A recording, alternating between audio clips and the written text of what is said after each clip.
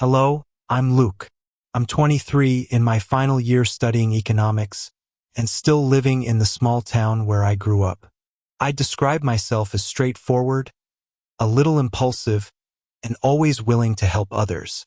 Life here moves at a slow pace, but I enjoy its familiarity and comfort. It was late afternoon, and I was driving home from class. My old but dependable Honda purred steadily as I followed the winding country road. The sun hung low, casting long golden shadows across the fields. I rolled down the window, letting the cool breeze drift in. That's when I noticed her. A silver SUV was parked awkwardly on the shoulder, hazard lights blinking. Beside it stood a woman with folded arms, staring at a completely flat tire. I recognized her immediately, Grace Thompson, my best friend Jake's mother. I'd known her for years, though our interactions had never gone beyond polite greetings or small talk. This was the first time I'd be speaking with her one-on-one. Without hesitation, I pulled over, stepped out, and walked toward her. "Hey, Mrs. Thompson," I called, waving. She turned, surprise flashing briefly across her face before softening into relief. "Luke," she said warmly, "am I glad to see you."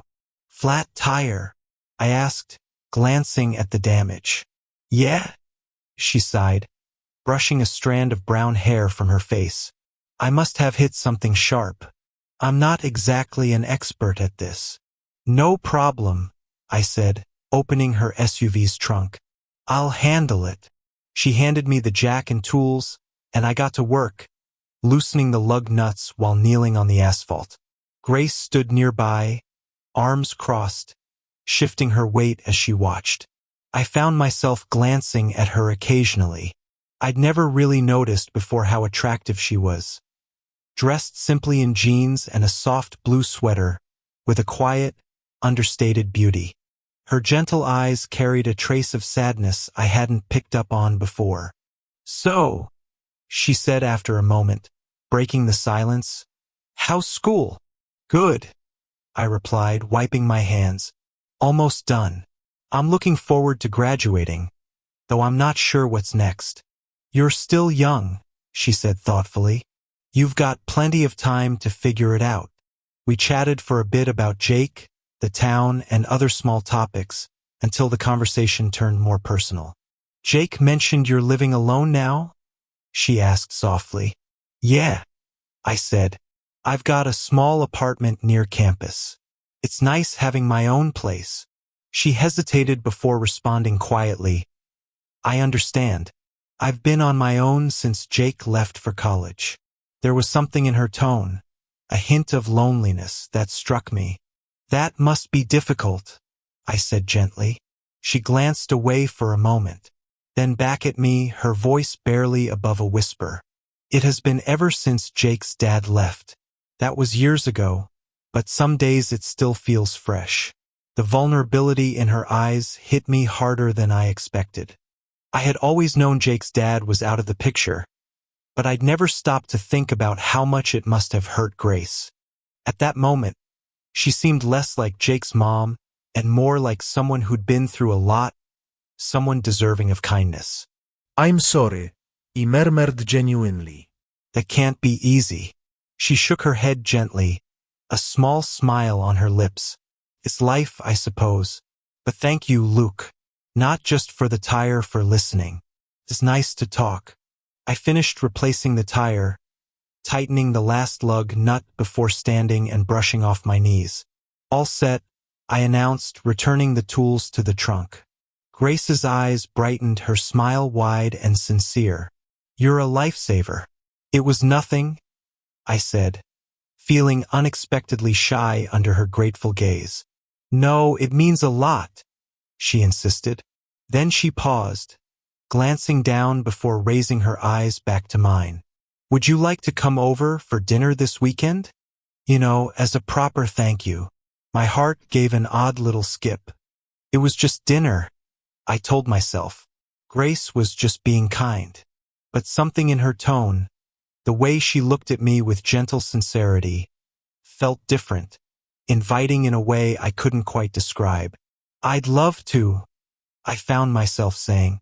"Good," she replied, her smile softening. "I'll make something nice." We exchanged quick goodbyes, and as I watched her drive off, I stood there by the roadside feeling strangely exhilarated and uncertain at once. I climbed back into my car, my thoughts racing. It wasn't as if I had never noticed Grace before, but something had shifted today. Seeing her vulnerability, the subtle loneliness she carried had changed how I looked at her. She wasn't just Jake's mom anymore. She was Grace, a woman with her own story, someone who needed companionship and understanding. And maybe, just maybe, I needed something similar. As I drove home, a mix of anticipation and confusion churned inside me. I wasn't sure exactly what I was feeling or why I was so eager about a simple dinner invitation, but one thing was clear. I wouldn't miss it for anything. Saturday evening came quicker than I anticipated. As I parked my car in front of Grace's house, I felt an unexpected nervousness settle in my stomach. I had been here countless times before, always hanging out with Jake. But tonight felt strangely different. For the first time, I was visiting not as Jake's friend, but as Grace's guest. I stepped up to the porch, taking a deep breath before knocking gently on the door. Almost immediately, it swung open, revealing Grace standing there with a warm, welcoming smile. "Hi, Luke." She greeted me softly, stepping aside to let me in. She wore a simple navy dress, casual yet elegant, her hair down in gentle waves around her shoulders. "Thanks for coming."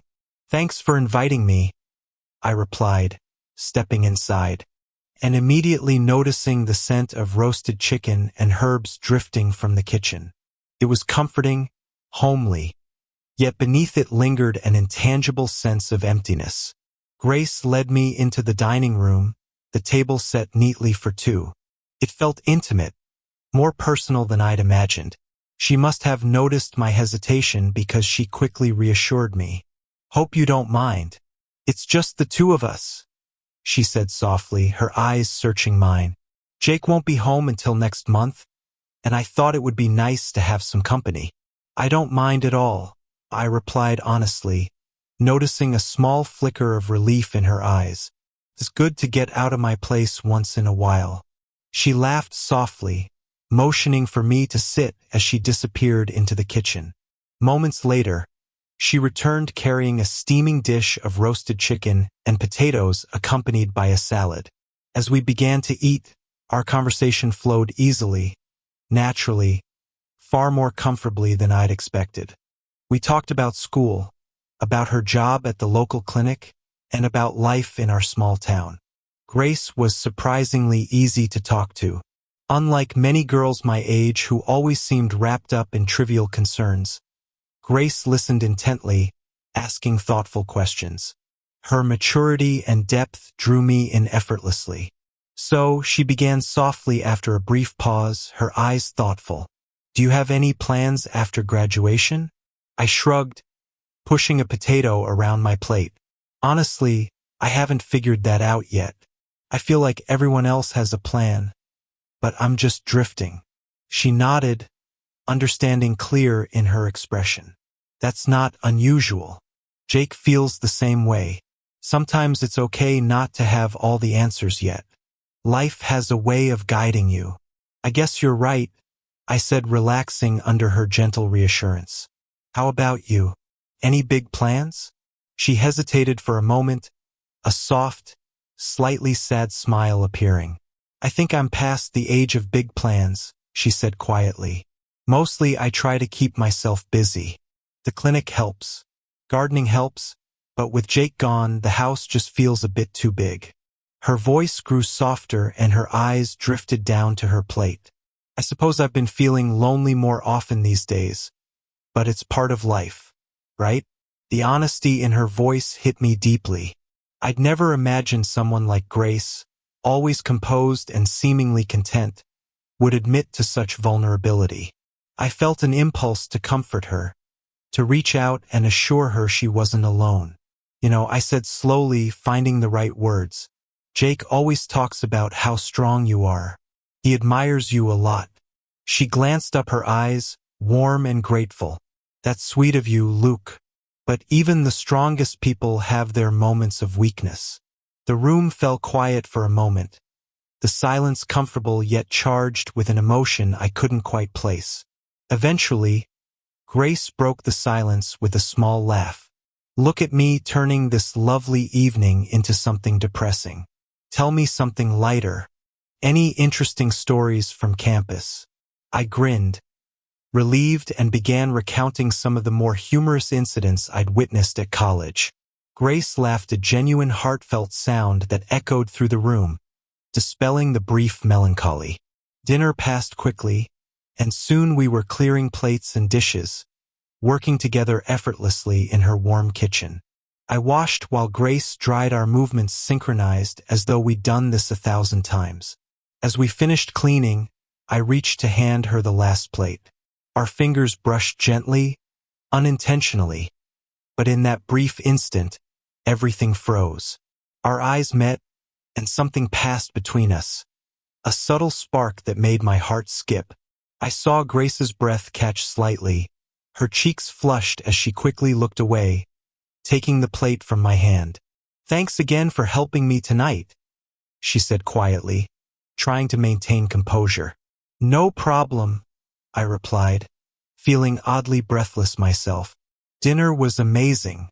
You're an excellent cook. She smiled faintly, clearly, still affected by that brief moment of contact. I'm glad you liked it. The silence returned again, heavier this time. We both stood awkwardly, neither of us quite sure how to proceed. Eventually, I broke the silence. I should probably get going, I murmured, though part of me didn't want to leave. Of course. She nodded quickly, a small nervous smile appearing. Thank you again, Luke. It was really nice having you here. I enjoyed it, too, I admitted, honestly surprised at how genuine the words felt. We walked quietly to the door, and Grace paused, turning to me with a gentle look. If you ever feel like talking or just need company, my door is always open. Thanks, Grace, I replied softly, hearing myself say her name, not Mrs. Thompson, but Grace, felt surprisingly intimate and right. She gave me a final warm smile as I stepped outside the cool evening air, helping clear my head a little. Yet, even as I got into my car and drove away, I couldn't shake the memory of that moment. Our fingers touched, the way her eyes had widened, the quiet breath she'd taken. Back in my apartment, I lay awake in bed, staring at the ceiling, my mind racing. Why was I feeling this way? Was it normal to feel so strongly about my best friend's mother? Was it wrong, or just complicated? Grace wasn't just Jake's mom anymore. She was a woman who had shared her vulnerability and loneliness with me. Someone who made me feel comfortable, appreciated, understood. I sighed heavily, turning over in bed, unable to quiet my thoughts. One thing was certain. This was not how I had imagined the evening would end. And yet, despite my confusion, I couldn't help but feel a sense of anticipation, wondering what would happen next. Whatever it was clear to me now my feelings for Grace were no longer simple. Something had changed, and there was no turning back. A week passed since that memorable dinner. But despite my best efforts, Grace never left my mind. I found myself involuntarily glancing toward her house each time I drove by, wondering what she might be doing, if she was thinking about me at all, or if I had simply imagined the connection we'd shared. I was in the middle of attempting to concentrate on a paper due the next day when my phone buzzed. I picked it up absent-mindedly, expecting some trivial message from Jake or one of my classmates. Instead, I saw Grace's name flash across the screen, and my heart immediately skipped. Hey Luke, her message read. I hate to bother you again, but could you help me fix a few small things around the house? Nothing major, just a stuck door and some burned out lights. If you're busy, I totally understand. I smiled, warmth spreading through me at the thought of seeing her again. Without hesitation, I typed back, "No problem, Grace. I'll be over in 10 minutes." Pulling on a clean shirt, I ran a hand through my hair, quickly trying to calm the rush of excitement I felt. Walking over to her house, my heart pounded in my chest. I knew this was just helping out, nothing more, but it felt significant somehow. Grace opened the door, smiling softly. "Thanks for coming so quickly," she said warmly, stepping back to let me inside. She was dressed comfortably in faded jeans and a soft white sweater, her hair tied up loosely, making her look effortlessly beautiful. "No worries," I replied, stepping into the familiar warmth of her home. Glad to help, I started with the stuck door, which was nothing more than a swollen hinge, easily fixed with some lubricant and minor adjustments. Grace watched quietly from a distance, her eyes following my movements, clearly thoughtful but hesitant. "So," she said softly as I tightened the last screw, "how was your week?" "Honestly," I sighed, looking over at her with a small, shy smile. "Pretty distracted." She laughed gently, nodding. "Yeah, I understand that feeling." Her eyes held mine for a moment longer than necessary, and then she turned away abruptly.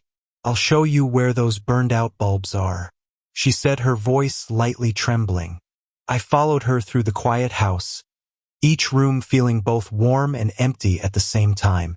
It was strange how this place always filled with memories of Jake and our friendship now felt completely different, filled instead with unspoken tension and delicate possibility. As I stood on a stool to replace bulbs in the kitchen ceiling, Grace handed me the new bulbs, her gaze lingering on my face, her expression unreadable. She started softly leaning against the countertop. "I've been thinking a lot about last weekend. I'm sorry if that evening made you uncomfortable." Surprised, I looked down at her, meeting her gentle eyes. "Didn't," I assured her quickly. "Not at all." She hesitated, taking a deep breath before continuing. "I didn't expect to feel so at ease with someone your age. Strange, honestly." My heart quickened at her words, the honesty in her voice encouraging me to speak openly. Carefully, I stepped down from the stool and faced her, my voice low but steady. "Grace, you're not alone. I felt it too. That ease you're talking about, I haven't felt it before. Not with anyone." Her eyes widened slightly, but her gaze never wavered from mine. "Really?" she asked softly, her voice filled with quiet hope. I nodded slowly. "Yeah, really." We stood there in silence, the air thick with tension and unsaid words, neither of us sure how to navigate the situation.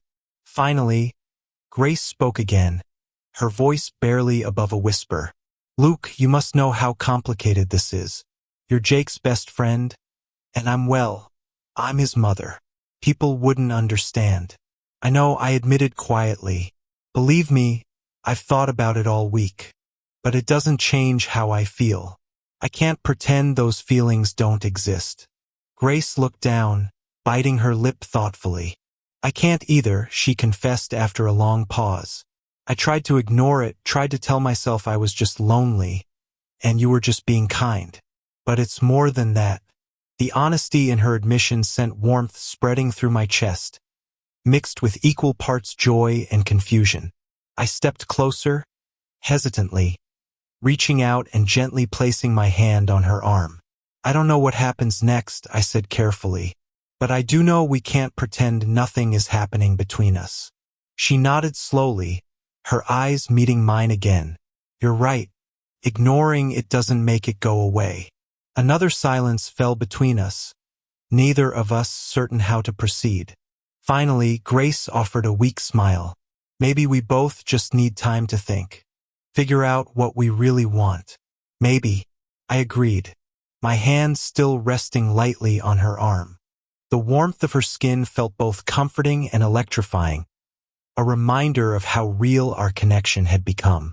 After a long pause, she gently stepped back, breaking our contact, but not the intimacy we'd created.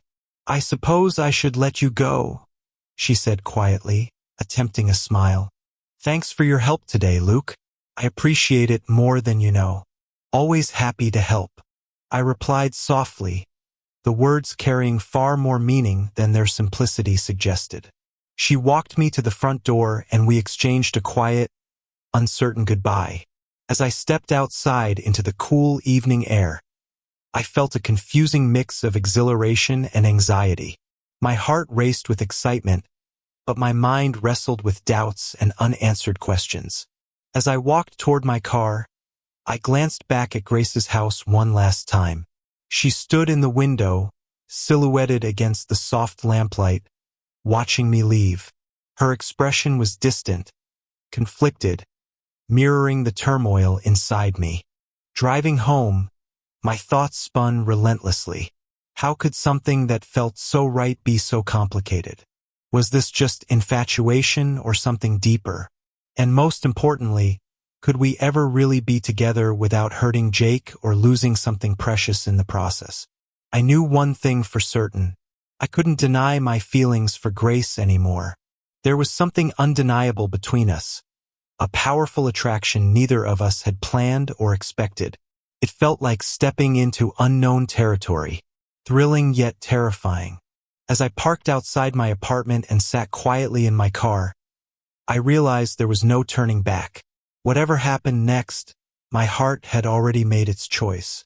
No matter how uncertain or complicated the future might be, the days that followed felt longer than usual. I struggled with the strange tension that now filled my life, the lingering uncertainty about what would come next. Each time I saw Jake's name appear on my phone, guilt noted at me, reminding me of the line I'd nearly crossed. I knew my feelings for Grace were real, deeper than I'd expected. But so was my loyalty to Jake. He was more than a friend. He was like a brother, and I feared losing him above everything else. Still, I couldn't ignore my heart anymore. Pretending there was nothing between Grace and me felt dishonest, even cruel. After countless sleepless nights, I decided that hiding was no longer an option. Whatever happened, I had to face it head on. To be honest and mature. Jake deserved that. Grace deserved that. I owed it to myself as well. One quiet afternoon while shopping for groceries at the local supermarket, I turned a corner and almost collided with Grace. Our eyes met instantly, surprise, giving way quickly to a shared knowing glance. "Luke," she said softly, a hesitant smile forming. She looked radiant in simple jeans and a soft white blouse, her hair framing her face delicately. "I didn't expect to see you here." "Same here," I replied gently, feeling my heartbeat quicken at the sight of her. "But I'm glad we ran into each other." She hesitated, her eyes searching mine for a moment before speaking. "I've been thinking a lot since last time. About us." "Me too," I admitted honestly. "It's all I've been able to think about." We stood silently in the aisle, neither sure how to proceed until Grace finally spoke again, her voice quiet yet firm. "You know Jake better than anyone." She started carefully. "How do you think he'd react?" I sighed deeply, looking down briefly before meeting her gaze again. "Honestly, I don't know. It'll be hard for him to accept at first, I'm sure. But Jake's mature and understanding, and if we approach this right, maybe he'll understand." Grace nodded slowly, worry creasing her brow. "He's my son, Luke. I don't want to hurt him." But she paused, her eyes suddenly. "Misty, I've been alone for so long. The happiness I feel when I'm around you, it's something I never expected again." Her vulnerability stirred something deep inside me, a desire to protect her from more pain. I took a step closer, wanting desperately to reassure her. "Grace, I feel the same. These last weeks being around you, it's shown me something real, something worth fighting for." She offered a shaky smile, tears shining in her eyes. "Luke, I don't know if we're making a huge mistake, but I do know I've never felt more alive than I do when you're with me." We stood silently, the weight of our conversation hanging heavily between us. After a moment, I reached out and took her hand gently, our fingers intertwining easily naturally. "I've thought a lot about this," I said, slowly, steadying my voice. "I don't want to hide anymore. I want to talk to Jake openly. Tell him how we feel. I need him to hear it from me first." Grace squeezed my hand softly, nodding with determination. "You're right, Luke. Whatever happens, honesty is the best path forward." The decision was made, yet fear and anxiety lingered at the edge of my heart. There was no guarantee this conversation would go well, could change everything. Still, knowing Grace was beside me sharing my resolve made it easier to bear. Later that evening, after pacing anxiously around my apartment, I gathered my courage and picked up my phone, texting Jake a simple message. "Hey, can we talk? It's important." His reply came quickly. "Sure, man. Come over whenever."